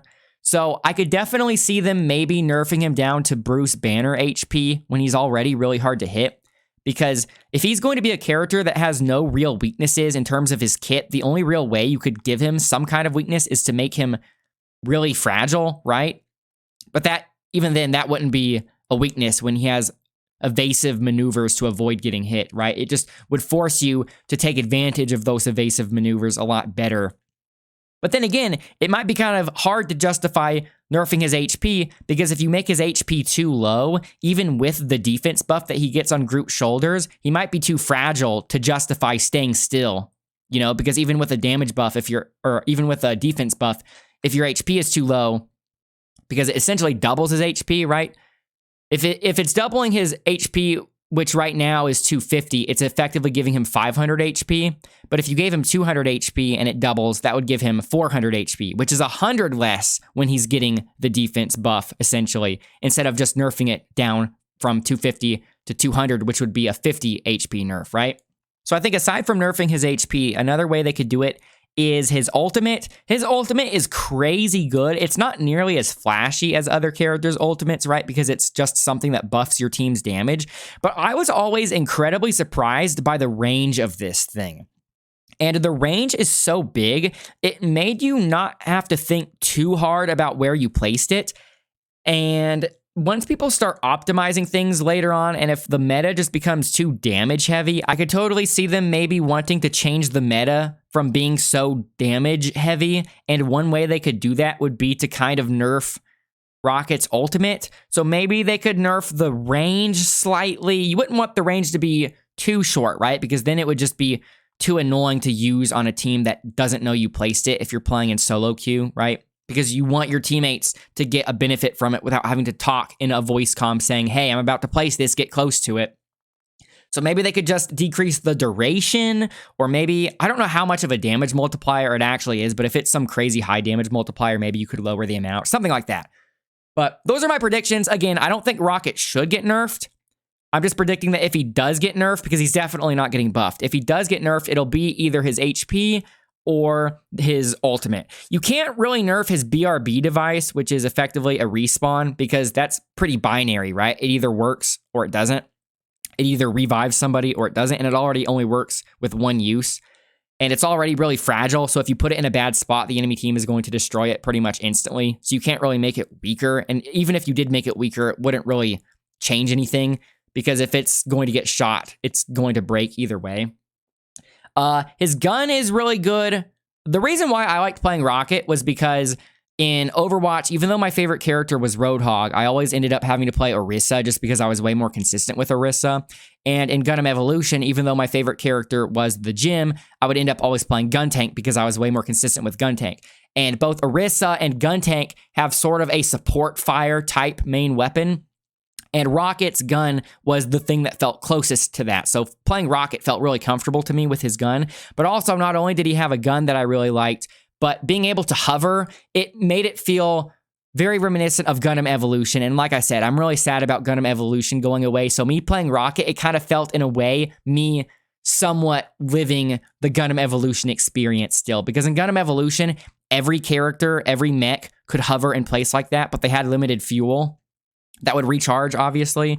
But in this case, with Rocket, you can actually hover indefinitely, so long as you don't touch the ground, right? But you actually could stay in the air indefinitely in a lot of areas, because even though you would slowly descend, you would descend so slowly that you would get your dashes back in time, and then you could just dash up or touch a wall and climb up the wall and then start falling with your hover after that. Again, not many people look up in this game, and a lot of people weren't expecting a rocket to be in the air. I think most of the time they were expecting characters like Storm or Iron Man in the air, and they weren't really looking for a rocket in the air, so I was able to kind of exploit that a bit. But between the gun and the hover, it was making it feel like a very familiar character to me, so that's why I ended up playing him so much. His healing is really okay.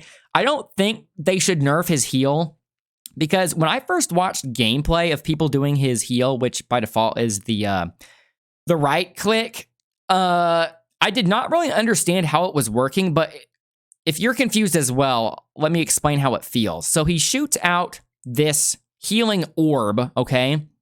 And I thought you had to actually hit your allies with it to heal them, but they only have to get within a certain range of it, and it's actually a pretty forgiving range. And it sort of moves a certain distance before stopping and then changing its trajectory or bouncing off of something. And it kind of seems as if it always tries to go towards allies. So even though it looks like it might be kind of tricky to use, you can literally just hold down right click and it does its job. You don't really have to think very hard about how to heal at all. So a lot of times when I jump on a group's shoulders and I'm healing him, I'm just aiming down and holding the right click, and it's kind of an AFK character sometimes in that sense. But I don't think you could really nerf the right click. You could probably nerf the healing amount. But the thing is, like I said, they already try to frame this character as a support, and his healing is already not as good as a character like Luna Snow or even Mantis, right? So if you were to nerf his healing and make the healing just okay, that means if you were playing with a Rocket on your team, you would probably still need another healer. And as it is right now, even though Rocket's healing isn't as good as a character like Luna Snow, you can still get by with him being the only healer. So I don't think you would want to nerf the heals, right? And especially with how kind of weird it is when you're firing the heal, how weird it looks to control when you're not really controlling it at all. If they were to nerf the range, the healing range of those projectiles, there's nothing really you could do to compensate for that. You couldn't really become more skilled at firing the heal because, like I said, it kind of just has a mind of its own. The projectiles, they have a mind of their own. So it's not as if you could be more skillful at aiming the heals or anything like that. So yeah, I don't think you could really nerf anything on Rocket aside from his health or his ult. But I did like Rocket a lot. And he was the character I switched to whenever I had to lock in. Because even though Hulk was my favorite in terms of a fun factor, if the match was going on a really long time and if we got to a tiebreaker or something like that, I would switch to Rocket because I knew that when I was playing Rocket, I would have a higher chance of winning than if I were playing Hulk. Now I want to talk about some of the characters that I technically did play, even if it was just the training mode, but it's still enough to have an opinion on how they are designed, okay? One of those being Spider-Man. I actually think Spider-Man has the most developed moveset in this entire game. And it's actually so well developed. In fact, I think that Spider-Man's moveset in this game is more impressive than Spider-Man's moveset in the PS4 game, which is crazy because in the PS4 Spider-Man game, it is specifically made to be a Spider-Man game where you play as Spider-Man and nobody else, right? For the most part. Whereas in this game, like I said, the game already has 19 characters and like 17 more were data mined, so we're probably at least getting those 17 extra when the game fully releases. So we're going to have close to 40 characters when the game launches, and Overwatch has been out since what, like 2016, and it just recently got 40 characters. And even with this game having that many characters, its Spider-Man has a better moveset than the game that was explicitly dedicated to being a Spider-Man game.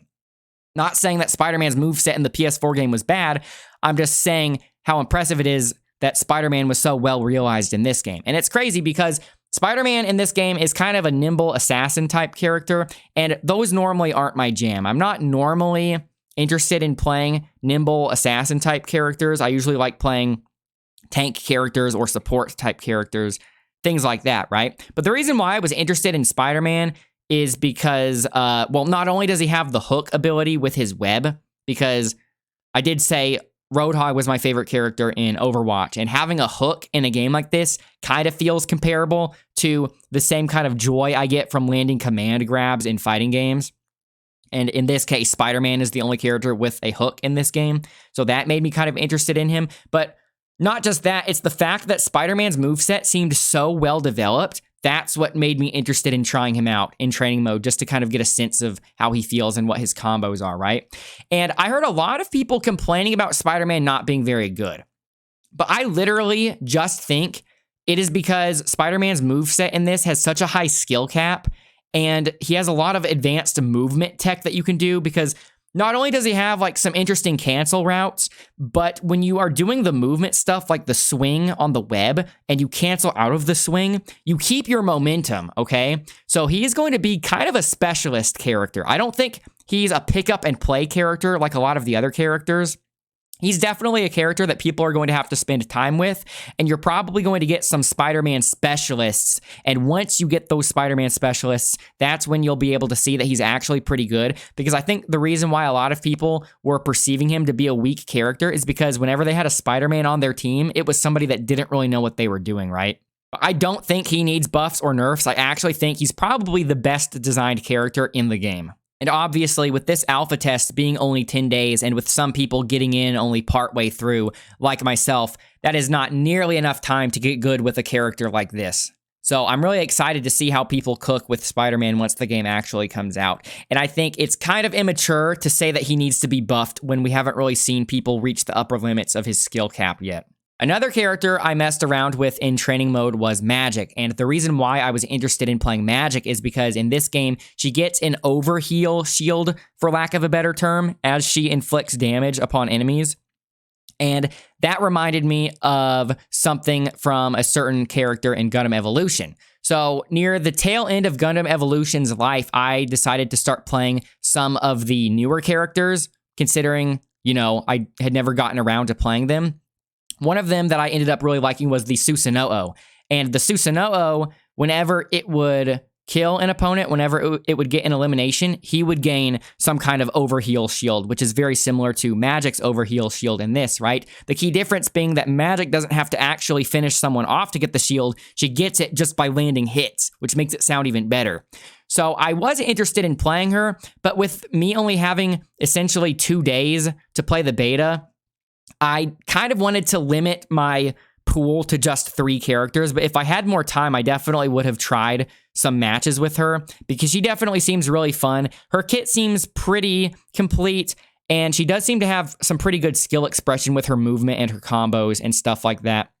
I will say maybe her teleport should take her a little bit further, but I don't think she's weak. She's definitely outclassed by some of the other characters in the game, and she is kind of easily counterpicked.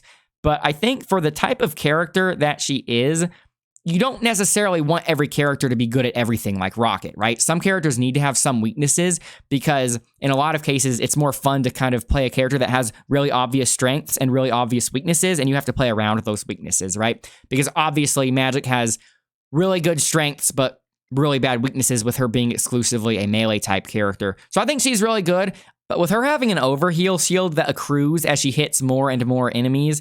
And by the way, if she hits multiple enemies with a single slash, it does discriminate between those individual enemies, and it gives her an even fatter shield than if she were to only hit one enemy. With that in mind, she's definitely a snowball-y type character. So she's the type of character that's going to be way more formidable in the hands of somebody that's experienced with her. And I did see some people cook with her pretty hard in this alpha test, unlike Spider-Man, because I don't think she's going to be nearly as difficult to use as a Spider-Man. And I myself am excited to play her more when the game is actually out and I have time to play more than just 3 characters, being Hulk, Penny, and Rocket, right? So those are all the characters that I played enough of to actually have an opinion on, at least from the perspective of being on the player side, the person controlling them. But as I also said, I do have some opinions on the characters that I fought against, at least just from the perspective of fighting against them. Luna Snow, I've already kind of been complaining about her, how obscene her healing is, right? I think it's crazy she can't be CC'd during her ult, and I think it's crazy that as the Hulk, I can't do any damage to her while she is doing her heal. To be transparent with you guys, I am biased against this character, okay? Because she's not even a comic book character, okay? Apparently, she debuted in some mobile game a few years ago, okay? So I think that is a complete waste of a slot. If you wanted somebody with ice powers, you could have done Iceman, right? And with this being a Marvel game, I think at the bare minimum, the rule should be that every character included in this game should have originated in a comic book, right? It's like the rule with Smash Bros. Every character in Smash Bros. At the very least has to have originated in a video game. That's why we never got characters like Goku in Smash Bros, right? So seeing Luna Snow in this game, it kind of feels like seeing Goku in Smash Bros to me. In fact, it's actually worse because at least with Goku, people wanted to see Goku in Smash Bros, whereas I don't think anybody was asking for Luna Snow in this game. But I guess on the plus side, it's good that she's going to be a base roster character, because if they were going to add her later, I don't think this kind of character would drum up any kind of hype, you know? So it's good that they just kind of get it out of the way now. And to make it worse, she's a K-pop idol, right? So it's really annoying to see this OC K-pop idol dancing around all of these characters that have been around for decades. Some of these characters have been around since the 60s, right? Marvel has a really long legacy. And to see this K-pop OC dancing around acting like she's kind of on the same tier as these other characters, it feels a little presumptuous of the people who made this game. It feels a little bit self-indulgent, whoever made this character. If the person who invented this character is watching the video, please don't take it personally, right? This is just my art critique. Surely you would have predicted that some people would have this kind of reaction to a character like this. But back to complaining about the gameplay exclusively of Luna. Not only is she practically invincible when she's doing her ult, but anybody within her heal of the ult is also practically invincible. And the sense I got, I can't really prove this, but the sense I got from playing the game is that I think the way damage is calculated in this game is kind of weird. because what I noticed is that characters who would normally be one-shot by certain attacks would get hit by the thing that would normally one-shot them, but because they were in the Luna ult, they didn't get one-shot. So my sneaking suspicion is that there's something funky with how this game calculates damage. I think that maybe it calculates damage, and then it calculates the healing before it checks if it should kill or not, right? So instead of it calculating the damage, checking to see if it's enough damage to kill, and it just ending it there if it kills the character, it calculates the damage, then checks the healing to see how much HP you would have after the healing, and then see if they die, right? So let's say a character has 250 HP and they get hit by something that would deal 250 damage to them. I think that would happen, right? The game would calculate the damage. Okay, 250 HP, now they're at 0 HP. But then it would calculate the healing, and it would think, okay, but the healing is going to bring them from 0 to whatever. And then if they have more than 0 HP, they can't be dead. That's the sense I got. Again, I can't prove it, but I think it's really weird that I never saw any character get one shot when they were in Luna ult, when I was seeing so many characters get one shot all the time in this game, because the damage in this game is really high.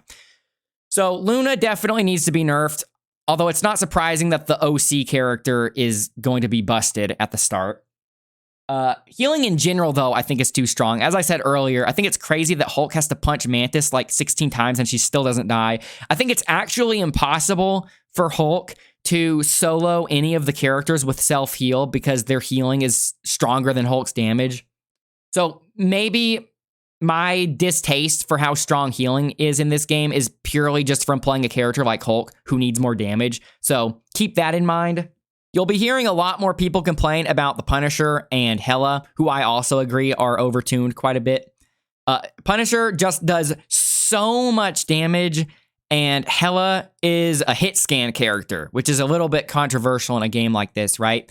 And she only needs to land 2 headshots and you're dead. And depending on the character, you are dead in 1 hit, right? Like I was saying, when I played as Bruce Banner, I had to be conscientious of where Hela was, and if I knew that Hela had line of sight on me, I would just pop Hulk early, and I didn't want to use Banner as a meat shield, knowing that I could just get one shot by her. I think it is important, though, for a character like Punisher to do a lot of damage when that's kind of his identity. You know, you want the guns to do a lot of damage, especially if he has a shotgun. It's supposed to do a ton of damage at close range. But I'm thinking his ult was kind of ignorant, because whenever Punisher popped his ult, you had to hide no matter where you were, no matter what you were doing. And again, I think a lot of these characters, when they're in some kind of ult state, they can't be command grabbed or anything like that. So I could never command grab him as Hulk. Again, maybe that was me messing it up, but I have a sneaking suspicion he can't be CC'd, at least with certain things like the grab from Hulk. So I don't think Punisher's damage on everything needs to be reduced, but certain things like his ult seem a little too much. Maybe if you want to keep him feeling like he's doing a lot of damage, you could just decrease the duration of his ult instead of decreasing the damage, right? And with Hela, I doubt they're going to change her from being hit scan, because if they design her to be hit scan, that's obviously a very deliberate choice. I think she would be a lot harder to balance than someone like Punisher. I guess with Hela, they would have to just decrease her damage slightly, so then it would take 3 clicks to kill somebody instead of 2 clicks. That's definitely going to be a harder one than the Punisher, because the Punisher's moveset has a lot more going on, whereas with Hela, you're just clicking on people. They could probably nerf her escapes, because she had this movement ability in which she turns into a raven.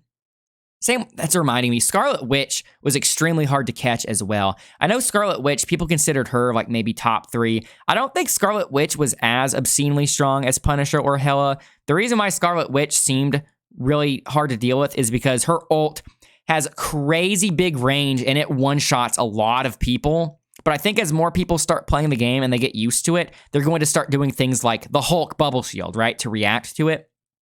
Whereas while the game is new, offense is always going to be, well, any game is new, offense is always going to be easier than defense, because offense doesn't take as much coordination or knowledge, right? Another thing that's really annoying about Scarlet Witch is that one of her abilities, she doesn't even have to aim.